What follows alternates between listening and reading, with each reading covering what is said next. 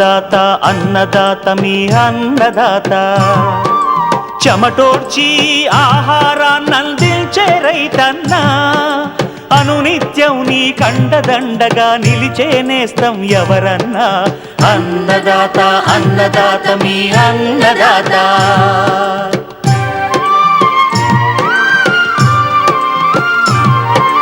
నూతన రీతుల సాగుబడికి నూరింతలు పెరిగే దిగుబడికి సూచనలిచ్చే సస్య రక్షణకు పశు పోషణకి శాస్త్ర విజ్ఞానం అందించి ముందుకు నడిపే తెలుగు రైతు భారతదేశానికి మకుటం అయ్యేలా తీర్చిదిద్దే ఆశయంతో మిమ్ము మేలు కొలిపేది అన్నదాత అన్నదాత అన్నదాత మీ అన్నదాత అన్నదాత అన్నదాత మీ అన్నదాత. అన్నదాత ప్రేక్షకులకు నమస్కారం. ఈనాటి ముఖ్యాంశాలు. నారాయణపేట జిల్లాలో ఆగస్టు మాసంలో వేసుకోదగ్గ పంటలు. వర్షాకాలంలో పాలకూర సాగులో మెళకువలు.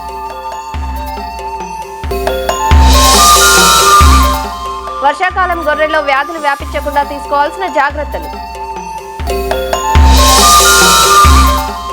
ఇంకా జై కిసాన్ వ్యవసాయ సమాచారం.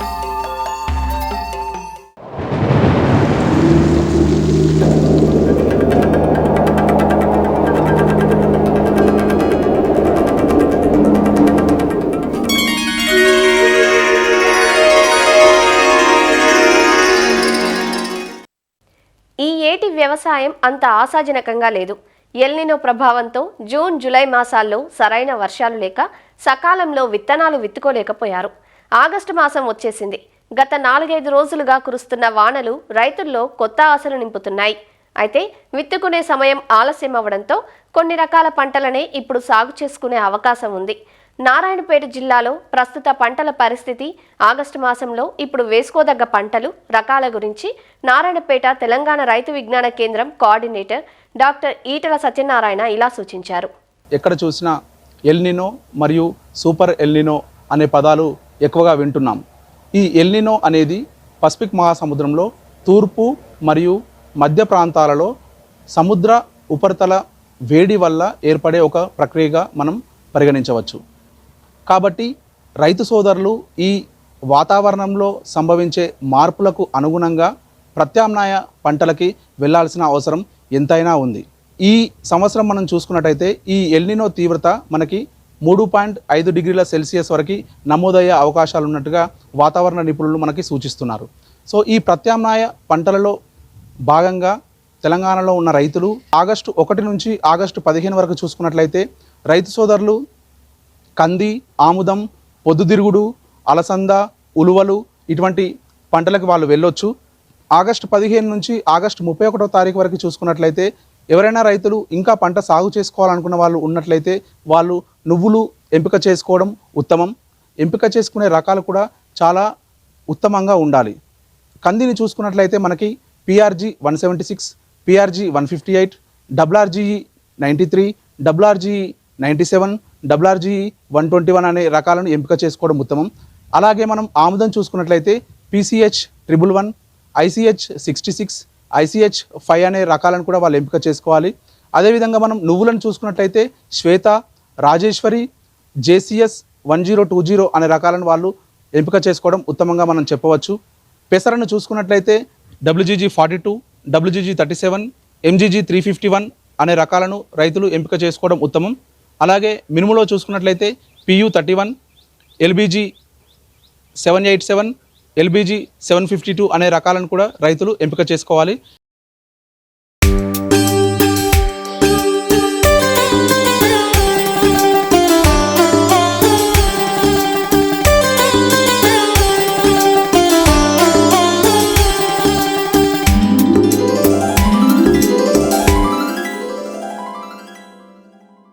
మన ఆరోగ్యం, పోషణ విషయంలో ఆకుకూరల పాత్ర ఎంతైనా ఉంది.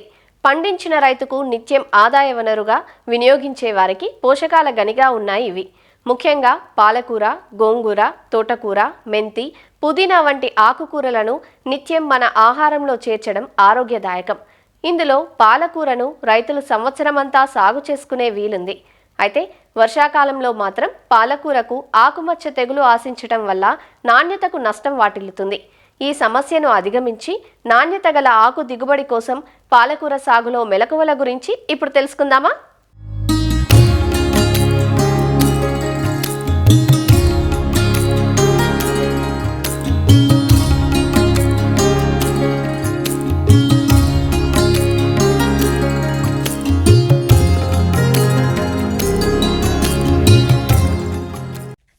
పాలకూర ఉష్ణ సమశీతోష్ణ మండల ప్రాంతాలకు అనువైన పంట. 35 డిగ్రీల సెల్సియస్ కంటే ఎక్కువ ఉష్ణోగ్రతలు పూత వచ్చినట్లయితే ఆకులు కూరగా పనికిరావు. అందువలన ఉష్ణమండలాల్లో చలికాలంలో పండిస్తారు. అయితే కొద్దిపాటి జాగ్రత్తలు తీసుకుంటే అన్ని కాలాల్లోనూ పాలకూరను పండించవచ్చు. పాలకూర సాగుకు సారవంతమైన మురుగునీరు పోయే నేలలు అనుకూలం. చౌడు నేలల్లోనూ సాగు చేయవచ్చు. పాలకూరను సాగు చేసే ముందు నేలను 3 నుంచి 4 సార్లు బాగా దున్ని చదును చెయ్యాలి. అవసరమైన పరిమాణంలో మడులను తయారు చేసుకోవాలి. పాలకూరలో ఆల్ గ్రీన్, పూసా జ్యోతి, పూసా హరీత్, పూసా పాలక్, జాబ్ నర్ గ్రీన్, ఊటీ 1 రకాలు ఉన్నాయి. ఆల్ గ్రీన్ ఈ రకం ఆకులు కాడలు ఆకుపచ్చ రంగులో ఉంటాయి. ప్రతి 15 నుంచి 20 రోజులకు ఒక కోత తీసుకోవచ్చు. ఎకరాకు 6 నుంచి 7 కోతలకు 5 టన్నుల దిగుబడినిస్తుంది. పూసా జ్యోతి ఇది ఆల్ గ్రీన్ రకాన్ని అభివృద్ధిపరిచి రూపొందించిన వంగడం. ఆకులు మందంగా, పెద్దగా, మృదువుగా ఉంటాయి. ఈ రకం ఆకులను సలాడ్గా వాడతారు. ఎకరాకు 8 కోతల నుంచి 16 నుంచి 19 టన్నుల దిగుబడినిస్తుంది. పూసా హరీత్ ఇది చల్లని కొండ ప్రాంతాలకు అనువైన రకం. అధిక క్షారతను తట్టుకుంటుంది. పూసా పాలక్ ఇది భారతీయ వ్యవసాయ పరిశోధనా సంస్థ న్యూఢిల్లీ వారు విడుదల చేసిన రకం. ఒకే విధమైన లేత ఆకులను కలిగి ఉంటుంది. జాబ్నర్ గ్రీన్ ఈ రకం ఆకులు పెద్దగా, మందంగా, మృదువుగా ఉంటాయి. ఎకరాకు 11 నుంచి 12 టన్నుల దిగుబడినిస్తుంది. ఊటీ 1 ఆకులు 40 నుంచి 50 సెంటీమీటర్ల పొడవు, 8 నుంచి 10 సెంటీమీటర్ల వెడల్పునుంటాయి. 45 రోజులలో మొదటి కోతకు వస్తుంది. 15 రోజులకొక కోత తీసుకోవచ్చు. 4 కోతలలో ఎకరాకు 24 టన్నుల దిగుబడినిస్తుంది. వీటిలో మన వాతావరణానికి సరిపడే ఆల్ గ్రీన్, పూసా జ్యోతి రకాలను రైతులు ఎక్కువగా పండిస్తున్నారు. పాలకూర సాగుకు ఎకరానికి 10 నుంచి 12 కిలోల విత్తనం సరిపోతుంది. విత్తే ముందు కిలో విత్తనానికి 3 గ్రాముల కాప్టాన్ కలిపి విత్తన శుద్ధి చేసుకోవాలి. విత్తనాలను 20 x 10 సెంటీమీటర్ల దూరంలో 3 నుంచి 4 సెంటీమీటర్ల లోతులో విత్తుకోవాలి. విత్తిన 8 నుంచి 10 రోజులకు గింజలు మొలకెత్తుతాయి.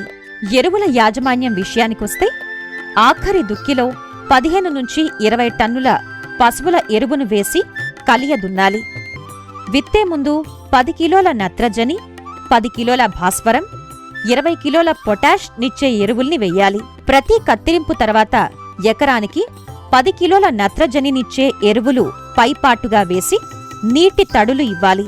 విత్తిన వెంటనే ఒకసారి, తర్వాత 3 రోజులకు రెండో తడి ఇవ్వాలి. తర్వాత వాతావరణాన్ని అనుసరించి ప్రతి 5 నుంచి 7 రోజులకొకసారి తేలికపాటి తడులను అందించాలి. విత్తిన 20 రోజుల నుంచి 15 రోజుల వ్యవధిలో 2 నుంచి 3 సార్లు కలుపు తీసి మట్టిని కదిలించాలి. పాలకూరలో లేత ఆకులనే ఉపయోగిస్తాం కాబట్టి వీలైనంతవరకు క్రిమిసంహారక మందుల్ని వాడకపోవడం మంచిది. తక్కువ సాంద్రత గల పురుగు మందుల్ని మాత్రమే వాడాలి.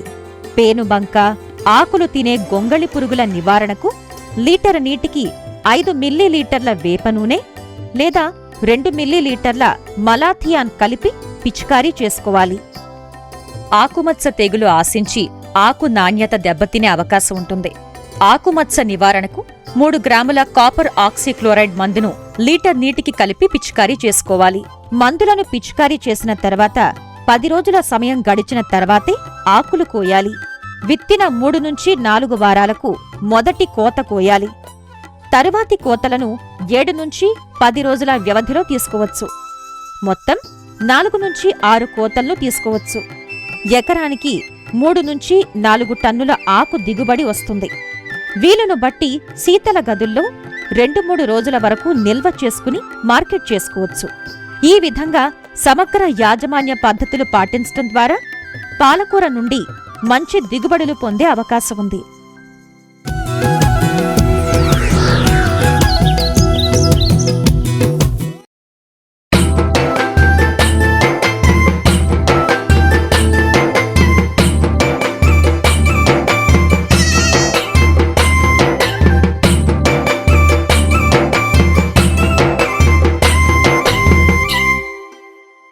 ఈ కాలంలో అడపాదడపా కురిసే వర్షాలు మూగజీవాలకు ఇబ్బందిగా పరిణమిస్తాయి. ముఖ్యంగా బయట తిరిగి మేసే మేకలు, గొర్రెలపై వాతావరణ మార్పుల ప్రభావం ఎక్కువగా ఉంటుంది. అపరిశుభ్ర పరిసరాల వల్ల వ్యాధుల వ్యాప్తి తీవ్రమవుతుంది. న్యూమోనియా, చిటుకు, మూతివాపు, పొదుగువాపు, పీపీఆర్ వంటి వ్యాధులు ప్రబలే ప్రమాదం ఎక్కువగా ఉంటుంది. కాబట్టి ఫారాల్లో తగిన జాగ్రత్తలు తీసుకోవాలంటూ వివరాలు తెలియజేస్తున్నారు రంగారెడ్డి జిల్లా ఇబ్రహీంపట్నం మండలం ఎలిమినేడు పశువైద్యశాల పశువైద్యాధికారి డాక్టర్ వై ఆనందరెడ్డి. వర్షాకాలంలో గొర్రెల మరియు మేకల పెంపకదారులు ఎలాంటి యాజమాన్య పద్ధతులు తీసుకోవాలో మనం వివరంగా చర్చించదలుచుకుంటే, ముఖ్యంగా మేకలను, గొర్రెలను ఉంచే కొట్టం కురవకుండా దాని మీద కమ్మలు వేయడం కానీ, లేకపోతే ప్లాస్టిక్ కవర్ వేయడం వల్ల కానీ ఈ కురవకుండా మనం చేసుకోవాలి. దీనివల్ల ఈ తేమ అనేది తక్కువగా ఉంటుంది. తడిగా ఉండడం వల్ల వీటి మలము ఈ తడితోని కలవడం వల్ల కొట్టంలో అమోనియా అనేది ఎక్కువగా పెరగడం జరుగుతుంది. న్యూమోనియా అనే వ్యాధి కూడా వచ్చే అవకాశం ఉంటుంది. మే నుంచి జూన్, జూలై నెలలో పశువైద్యుని సలహా మేరకు హెచ్ఎస్ టీకాలు వేయడం ద్వారా ఈ న్యూమోనియాని కొద్ది మేరకు తగ్గించవచ్చు. ఈ వర్షాకాలంలో గడ్డి సడన్గా రావడం జరుగుతుంది. ఇవి మేసిన గొర్రెలకు చిటుక వ్యాధి కూడా వచ్చే అవకాశం ఉంటుంది. కాబట్టి వర్షాకాలం ముందే గొర్రెల, మేకల పెంపకదారులు జూన్ 1st వీక్లో చిటుక వ్యాధి టీకాలు కంపల్సరీ గొర్రెలకు ఇప్పించడం వల్ల ఈ రోగాన్ని నిర్మూలించవచ్చు. ఈ వర్షాకాలం స్టార్ట్ కాగానే దోమలు, గోమార్లు, పిడుదులు ఇట్లాంటివి కూడా వాటి సంతతిని విపరీతంగా పెరగడం జరుగుతుంది. ఈ దోమల ద్వారా గొర్రెలకు, మేకలకు కొన్ని రోగాలు వ్యాపిస్తాయి. దీనిలో అతి ముఖ్యమైన రోగము మూతివాపు రోగము. ఈ మూతివాపు రోగము సోకిన గొర్రె జ్వరం విపరీతంగా ఉండి నీలి నాలుక, అంటే నాలుక అనేది ఇన్ఫ్లమేషన్ కావడం వల్ల నీలి నాలుక వ్యాధి వచ్చి కాలు కుంటడము, డెక్కెలలో పుండ్లు పడడము, తర్వాత న్యూమోనియా గురి కావడము, కండరాలు నొప్పి రావడం ద్వారా మేత సరిగ్గా మేయకపోవడము, 15% మరణాలు గొర్రెలలో, మేకల్లో ఉంటుంది. కాబట్టి జూన్ ఎండింగ్లో మూతివాపు టీకాలు ప్రతి గొర్రెకు వేయడం ద్వారా ఈ మూతివాపు రోగాన్ని నివారణ చేసుకోవచ్చు. నెక్స్ట్, ఈ వర్షాకాలంలో చిన్న పిల్లలలో, ఎందుకంటే ఈ మురికి నీళ్లు తాగడము, ఎక్కడ పడితే ఆ తడిలో ఎక్కువ ఉండడం వల్ల, తర్వాత హ్యూమిడిటీ ఎక్కువగా ఉండడం వల్ల ఈ పీపీఆర్, దీన్నే పారుడు రోగము, ఈ వ్యాధి కూడా ఎక్కువగా ఈ పిల్లలకు వస్తుంది. కాబట్టి ఈ వర్షాకాలంలో 3 నెలలు దాటిన ప్రతి పిల్లకు ఈ పీపీఆర్ రోగ నిరోధక టీకాలు వేయడం ద్వారా ఈ పారుడు రోగాన్ని నిర్మూలన చేయవచ్చు. పశువైద్యుని సలహా మేరకు ఈ దోమలకు, తర్వాత టిక్స్కు, గోమార్లకు ఇట్లాంటివి వాటికి సైపర్మెత్రిన్ కానీ, తర్వాత అమిట్రాజ్ కానీ మందుని తగు మోతాదులో గొర్రెల, మేకలపై స్ప్రే చేయడం ద్వారా, లేకపోతే ఐవర్మెక్టిన్ అనే ఇంజెక్షన్ ఇప్పించడం వల్ల బాహ్య పరాన్న జీవులను కూడా నిర్మూలన చేయవచ్చు. ఈ వర్షాకాలంలో దానపై ఫంగస్, బూజు చేరడం జరుగుతుంది. దీంట్లో అఫ్లటాక్సిన్స్ అనేటివి కూడా ఉంటాయి. ఇట్లాంటి దానాన్ని పెట్టినప్పుడు ఈ గొర్రెలకు, మేకలకు లివర్ ఖరాబు కావడం జరుగుతుంది. కాబట్టి ఎట్టి పరిస్థితుల్లో గొర్రెలకు, మేకలకు ఈ మౌల్డీ ఫీడ్స్ను వేయకుండా చూసుకోవాలి. తడి ఉన్న ప్రదేశాల్లో బ్లీచింగ్ పౌడర్ వేయడం ద్వారా, పొడి సున్నం చల్లడం ద్వారా, దాంట్లో ఉన్న బ్యాక్టీరియాని మనం చంపడము ద్వారా ఈ డెక్కెలు చెడిపోకుండా చూసుకోవచ్చు. వీలైతే కొట్టంలో మంచి వాటర్ అందియడము. వర్షాకాలం స్టార్టింగ్లో నిమటోడ్స్కి అగెనెస్ట్గా కంపల్సరీ ఆల్బెండజోల్ కానీ, ఫెన్బెండజోల్ కానీ, తర్వాత ఐవర్మెక్టిన్ కానీ ఇలాంటి మందులు సెప్టెంబర్ అక్టోబర్ నెలల్లో ఫ్లూక్స్, యాంఫిస్టోమ్స్, తర్వాత నిమటోడ్స్ ఈ 3 రకాలు ఎక్కువగా ఉంటాయి కాబట్టి కంపల్సరీ ఈ మిక్స్డ్ ఇన్ఫెస్టేషన్కు వాడే మందులైన క్లోజెంటాల్ కానీ, తర్వాత ఫెన్బెండజోల్, ఐవర్మెక్టిన్ కానీ, రఫాక్సనైడ్, లివామిజోల్ కానీ ఉన్న కాంబినేషన్ డ్రగ్స్ పశువైద్యుని సలహా మేరకు తగు మోతాదులో అన్ని గొర్రెలకు వాడుకోవాలి. డిసెంబర్ జనవరిలో లివర్ ఫ్లూక్స్ సోకే ప్రాంతం అప్పుడు ఫ్లూక్స్ నివారణ మందులు, ట్రైక్లాబెండజోల్ ఇట్లాంటి నివారణ మందులు తాగించుకోవడం వల్ల ఈ అంతరం పరాన్నజీవులను నిర్మూలించవచ్చు. దొడ్డి చుట్టూ చెత్త చెదారము లేకుండా ఈ దోమలు ఆవాసం ఉండకుండా చూసుకోవడము, తర్వాత దొడ్లో తడి ఉన్న కాడ బ్లీచింగ్ పౌడర్ చల్లడం ద్వారా ఈ బ్యాక్టీరియా కానీ దోమలు కానీ నివారణ చేసుకోవచ్చు. ఈ వర్షాకాలంలో గొర్రెల మేకల పెంపకదారులు చేయవలసిన అతి ముఖ్యమైన పని గిట్టల సంరక్షణ. ఎందుకంటే ఈ వర్షాకాలంలో గొర్రెలకు మేకలకు అతి సాధారణంగా వచ్చే వ్యాధి గిట్టపుండు వ్యాధి. దీని నివారణకు ముఖ్యంగా వర్షాకాలం ముందే పెరిగిన డెక్కెల్ని కట్ చేయాలి, ఆ డెక్కెలు సమతలంగా ఉండేటట్లు చేసుకోవాలి. అలాగే ఈ డెక్కెల మధ్యన పుండ్లు పడకుండా అతి ముఖ్యంగా ఏంటంటే పశువు దొడ్డి దాటే ముందు ఒక సిమెంట్ తొట్టి కట్టుకొని 10% కాపర్ సల్ఫేట్ కానీ, 10% జింక్ సల్ఫేట్ కానీ, లేకపోతే 3% ఫార్మలిన్ ద్రావణాన్ని వేసి ప్రతి 2-3 రోజులకు కానీ వారానికి ఒకసారి కానీ ఈ ఫుట్ బాతింగ్ చేయడం వల్ల దాదాపు 70% ఈ కాలుకుంటు సమస్య నివారణ చేసుకోవచ్చు. అవసరమైతే తొలి దశలనే పశువైద్యుని సలహా మేరకు పెన్సిలిన్ టీకాలు కానీ, ఇంజెక్షన్స్ కానీ, లేకపోతే టెట్రాసైక్లిన్ కానీ, సెఫ్టియోఫర్ సోడియం ఇంజెక్షన్స్ ఇప్పించడం వల్ల ఈ కాలి పుండు సమస్య తొలి దశలోనే నివారణ చేసుకోవచ్చు. ఒకవేళ ముదిరిన వరకు కాలిపుండు సమస్యను పట్టించుకోకుంటే అవి కాలి గిట్ట చెడి విపరీతంగా గొర్రెలకు కుంటుడు వచ్చి ఆర్థిక నష్టం కూడా రైతుకు కలుగుతుంది.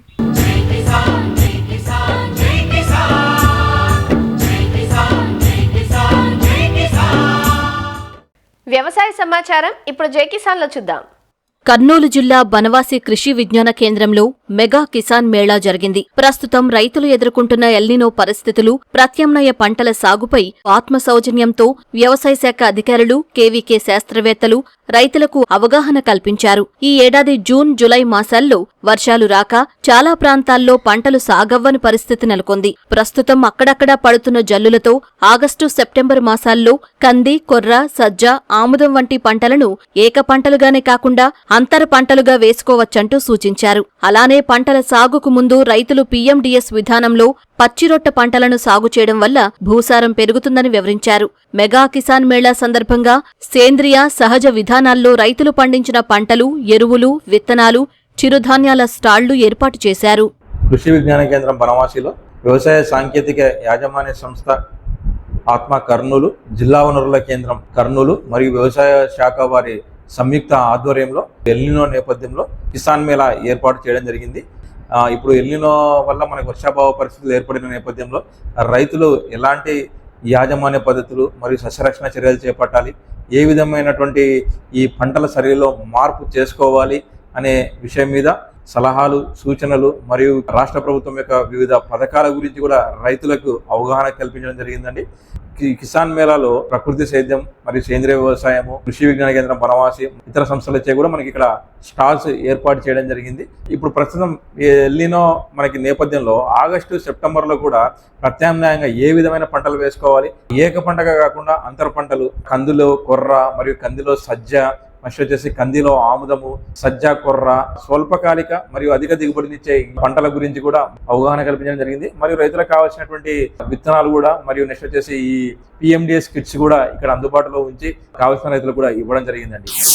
మొక్కల పెంపకంలో ఉండే ఆసక్తితో పండ్ల మొక్కల సాగును ఎంచుకున్నాడు సిద్దిపేట జిల్లా గజ్వేల్ సమీపంలోని గిరిపల్లికి చెందిన విష్ణువర్ధన్ రెడ్డి. తనకున్న 3 ఎకరాల వ్యవసాయ భూమిలో దాదాపు 1000 వరకు మొక్కలు పెంచుతున్నాడు. అరుదైన విదేశీ జాతి పండ్ల మొక్కలను సైతం తెచ్చి తన క్షేత్రంలో నాటుకున్నాడు. దాదాపు 4 ఏళ్ల క్రితం నాటిన మొక్కలు ప్రస్తుతం ఫలసాయాన్ని అందిస్తున్నాయి. చెట్లకు ఎలాంటి ఎరువులు రసాయనాలు వాడకుండా సహజ సిద్ధంగా పెంచుతున్నాడు. పండ్ల మొక్కల సాగులో విష్ణువర్ధన్ రెడ్డి అనుభవాలను ఈటీవీ ప్రతినిధి ప్రశాంత్ ముఖాముఖిలో చూద్దాం. చెట్లంటే చిన్ననాటి నుంచి మక్కువ, వాటిని పెంచడం పట్ల ప్రేమ పెంచుకున్న ఆ యువకుడు అదే తన వృత్తి ఎందుకు కాకూడదని చెప్పి భావించాడు. ఏ జాతులు ఇక్కడ అందుబాటులో ఉన్నాయి, వాటిని పెంచాలనే ఆలోచన ఎందుకు వచ్చింది అనే విషయాలన్నీ అతని మాటల్లో అడిగి తెలుసుకుందాం. నమస్తే, చెప్పండి, అసలు మీకు ఈ మొక్కలు పెంచాలనే ఆలోచన ఎందుకు వచ్చింది? ఇక్కడ ప్రస్తుతం ఇక్కడ అందుబాటులో ఉన్న మొక్కలు ఏమేమి ఉన్నాయంట? పిల్లలకి మంచి ఆర్గానిక్ ఫుడ్ ఇవ్వాలనే ఉద్దేశంతో మొక్కలు పెట్టడం స్టార్ట్ చేసినాను. 4.5 సంవత్సరాల తోట ఇది. నేను ఇప్పటివరకు ఒక 1000 రకాల పైన మొక్కల్ని ఇక్కడ పెంచుతున్నాను. నా దగ్గర ఉన్న మొక్కలు క్లియర్గా చెప్పాలంటే తెలుగు రాష్ట్రాల్లో ఎవరి దగ్గర ఉండవు, అన్ని రకాలు ఉంటాయి. ప్రతి మొక్క నేను ఇక్కడ పెంచి అది మన వాతావరణానికి అనుకూలంగా ఉంటే మాత్రమే అమ్ముతాను. ప్రతి ఫ్రూట్ గురించి దాని టేస్ట్ కాడికెళ్ళి ఆ ఫ్రూట్ ఎలా ఉంటుంది, ఈల్డింగ్ ఎలా ఉంటుంది, ప్రతిదీ దాని గురించి క్లియర్గా అవగాహన ఇచ్చి మాత్రమే నేను మొక్కలు అమ్ముతాను. ముఖ్యంగా చూసినట్లయితే ఏ దేశాల నుంచి ఇక్కడికి మనం మొక్కలు ఇంపోర్ట్ చేసుకుంటా ఉన్నారు, వాటిలో మేలైన జాతులు అంటే మీరు చూస్ చేసే జాతులు ఏమేమంటారు? ముఖ్యంగా ఏంటంటే చాలా రకాలు నేను చాలా దేశాల నుంచి చేశాను. దాదాపు నా దగ్గర 1000 రకాలు ఉంటే అందులో దాదాపు 100 దేశాలకు సంబంధించినవి ఉంటాయి. అందులో ముఖ్యంగా ఏంటంటే మనకు మ్యాంగోస్లోనే దాదాపు నా దగ్గర 350 వెరైటీస్ ఉన్నాయి. అంటే అవి ఒక వివిధ దేశాలు, దాదాపు ఒక 70-80 దేశాల వరకు ఉండొచ్చు మ్యాంగోస్ వరకే. మిగిలిన ఫ్రూట్స్ అన్ని కలిపి కూడా ఒక 100 దేశాల వరకు ఉంటాయి. మన మామూలుగా ఫ్రూట్స్లో వచ్చేసి స్వీట్ని బ్రిక్స్లో కొలుస్తారు. అట్లా ప్రతి ఫ్రూట్ని బ్రిక్స్లో కొలిసి మాత్రమే అది వాటి ఈల్డింగ్ చూసిన తర్వాత మాత్రమే రైతులకు అనుకూలంగా ఉంటే వాటిని మనకి చెప్పడం జరుగుతుంది ఎవరికైనా. మన తెలంగాణ ప్రాంతానికి మన ఇక్కడ వాతావరణానికి అనుకూలంగా ఉండి విదేశాల నుంచి తీసుకొచ్చిన మొక్కలు ఏవైతే రేరుగా ఉన్నాయో వాటి పేర్లు కొన్ని చెప్పండి. ఇప్పుడు నా దగ్గర చూసుకుంటే మీకు మ్యాంగోలో బోలెడు రకాలు ఉన్నాయి. అలాగే పక్కన పెడితే డిఫరెంట్ వెరైటీస్ చూసుకుంటూ వెళ్తే వెల్వెట్ యాపిల్ అని, లోంగాన్ అని, నెక్స్ట్ బ్లాక్ సపోటా అని, వైట్ సపోటా అని, అవకాడో అని, నెక్స్ట్ నోని అని, సెడార్బే చెర్రీ, రియో గ్రాండే చెర్రీ, అలాగే మనీలా చెర్రీ. మనకు అవకాడో చూసుకుంటే అవకాడోలో కూడా ఒక 10-15 రకాలు ఉన్నాయి నా దగ్గర. అలాగే లోంగాన్లో చూసుకుంటే కూడా మన వెదర్కి ఇప్పుడు బాగా సూటబుల్ అయ్యే పంట అది, అందులో కూడా నా దగ్గర దాదాపు ఒక 18 రకాలు ఉన్నాయి. ఇక్కడ మీ ఫామ్లో చూసినట్లయితే యాపిల్ కూడా కనిపిస్తూ ఉంది. మొత్తంగా మన తెలంగాణ వాతావరణానికి యాపిల్ పంట అనేది అనుకూలం కాదు. సో ఇక్కడ యాపిల్ పెంచడానికి మీరేమన్నా దానికి పెస్టిసైడ్స్ ఏమైనా యూజ్ చేస్తూ ఉన్నారా, లేదంటే మనకి సేంద్రియ పద్ధతిలోనే దాన్ని సాగు చేస్తూ ఉన్నారా? యాపిల్ అనేది మన వెదర్కి వస్తుందండి. అంటే అందులో రకాలు ఉంటాయి. మనకు చల్లని ప్రాంతాల్లో పండుతుంది అనేది ఒక అపోహ. అదేంటి అంటే ఒక యాపిల్ చెట్టుకు కావాల్సింది ఏంటంటే సంవత్సరం మొత్తం చల్లగా ఉండడం కాదు, రకాన్ని బట్టి దానికి ఒక సంవత్సర కాలంలో ఇన్ని గంటలు చల్లగా ఉంటే సరిపోతుంది అని ఉంటుంది. అలా మన వెదర్కి వచ్చేసి 50 డిగ్రీ సెంటీగ్రేడ్ వరకు కూడా సర్వైవ్ అయ్యే యాపిల్స్ ఉన్నాయి. అందులో HRMA 99, అన్నా, డోర్సెట్ గోల్డెన్ అనే 3 రకాలు ఉన్నాయి. ప్రతిదీ ఎంతసేపు నేను కమర్షియల్గా వద్దని చెప్తాను యాపిల్ను. ఎందుకు అంటే జమ్మూ కాశ్మీర్, హిమాచల్ ప్రదేశ్ ఇటువంటి ప్రాంతాల్లో చల్లటి ప్రాంతాల్లో ఎక్కువగా పండుతుంది. అంటే ఫర్ ఎగ్జాంపుల్ ఒక 3 సంవత్సరాల చెట్టు తీసుకుంటే అక్కడ కొన్ని 100 కాయలు కాస్తుంది, మన దగ్గరకు వచ్చేసరికి ఒక 100 కాయలు కాస్తుంది. మనకి సీజన్లో వచ్చేసి మనకు రిటైల్గానే హైదరాబాద్లో యాపిల్ 5 రూపాయలకు కూడా దొరుకుతుంది. కానీ మనం అప్పుడు 5 రూపాయలకు అమ్మాలి అంటే ఒక రైతు దగ్గర నుంచి తీసుకునే రేటు ఒక 2 రూపాయలు ఉంటుండొచ్చు మేబీ. అదే రైతు మన దగ్గర 100 కాయలు కాస్తే ఆ 100 కాయలని 2 రూపాయలకు అమ్మితే మన దగ్గర గిట్టుబాటు కాదు. దానివల్ల మనం అమ్మితే డైరెక్ట్ కన్జ్యూమర్కి అమ్మాలి. ఒక కన్జ్యూమర్కి అమ్మినప్పుడు ఆయనకు ఒక మంచి మేలైన ఫ్రూట్ ఇవ్వగలుగుతాము, దాంతోపాటు మనకు లాభం వస్తుంది. అందుకని చెప్పేసి ఓన్గా మార్కెటింగ్ చేసుకుంటా అంటే మాత్రమే యాపిల్ని కమర్షియల్గా వేసుకోవచ్చు. నేను ఇందులో చేసే ఫార్మింగ్ కూడా కంప్లీట్ న్యాచురల్ అండి. న్యాచురల్ ఫార్మింగ్ అంటే మళ్ళీ రసాయనాలు లేకుండా పశువుల పేడ, ఆవు మూత్రం ఇటువంటి వాటితో చేస్తుంటారు. కానీ నేను అది కూడా కాదండి, కంప్లీట్ ఒక అడవి మెథడు. అడవిలో మొక్కలకి మనము ఎవరు ఏ మొక్కలకు ఏ మందు కొట్టరు, ఏ ఎరువులు వేయరు, ఓన్లీ అది వర్షాధారితంగా పండుతుంది. కాకపోతే నేను ఇన్ని రకాల మొక్కలు పెట్టినాను, వీటికి మనం పెంచుకోవాలి కాబట్టి వాటర్ మాత్రమే ఇస్తాను. ఈ 4.5 సంవత్సరాల కాలంలో ఈ మొక్కలకు నేను ఒకేసారి మాత్రమే వర్మీ కంపోస్ట్ లాస్ట్ ఇయర్ వేయడం జరిగింది. ఒకసారి వైట్ ఫ్లై అనేది ఒకటి వస్తే మాత్రం ఒక్కసారి ఫస్ట్ టైం అది పెస్టిసైడ్ స్ప్రే చేశాను దాదాపు 2.5 సంవత్సరాల క్రితము. అది కూడా నేను చేసిన మిస్టేక్. ఎందుకంటే ఈ ప్రకృతిలో ఏంటంటే ఒక గాయాన్ని మనం ఏది పెట్టకున్నా కూడా ఏదైతే దానంతలో అదే సొంతంగా క్యూర్ అవుతుందో ఈ మొక్కల్లో వచ్చే పెస్ట్ కూడా దానంతలో అదే క్యూర్ అవుతుంది. బట్ ఒక సీజన్ బట్టి వస్తుంది. దాన్ని మనము స్టడీ చేస్తే మాత్రమే క్లియర్గా అర్థమవుతుంది. తనకున్న వ్యవసాయ భూమిలోనే తనకి ఇష్టంతో మొక్కలు నాటే విధానాన్ని ఎంచుకున్నాడు. ఎలాంటి రసాయనాలు వాడకుండా న్యాచురల్గా వచ్చిన పనులకు సైతం పిల్లలకు కానీ ఇక్కడికి వచ్చే వారికి కానీ అందించాలనేది తన లక్ష్యం అని చెప్పేసి ఇక్కడ యువ రైతు చెప్తున్న పరిస్థితి ఉంది. కెమెరామెన్ ఉమామహేశ్వరరావుతో ప్రశాంత్, ఈటీవీ న్యూస్, గజ్వేల్ నుంచి. మరిన్ని విభిన్న అంశాలతో రేపటి అన్నదాతలో మళ్ళీ కలుసుకుందాం. నమస్కారం. అన్నదాతలు తమ సందేహాలు సమస్యలను 1800-425-4085 టోల్ ఫ్రీ నంబర్లో ఉదయం 10 నుంచి 11 గంటల మధ్య పని దినాలలో సంప్రదించగలరు. ఈ కార్యక్రమాన్ని యూట్యూబ్లో www.youtube.com/annadata ETV లింక్ ద్వారా వీక్షించవచ్చు.